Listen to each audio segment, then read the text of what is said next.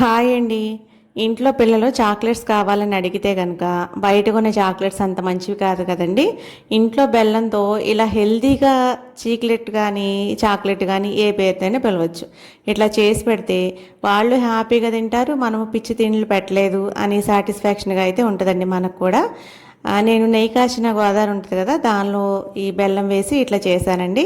ఇలా కాకుండా నెయ్యితో అయినా చేసుకోవచ్చు. నేను ఫస్ట్ ఇంట్లో కొంచెం బెల్లం ఉంటే వేసాను, అది కొంచెమే అవుతుందని చెప్పి మళ్ళీ కొంచెం బెల్లం తురిమి ఇట్లా అయితే నేను వేసేసుకున్నానండి ఆ గోదావరిలో.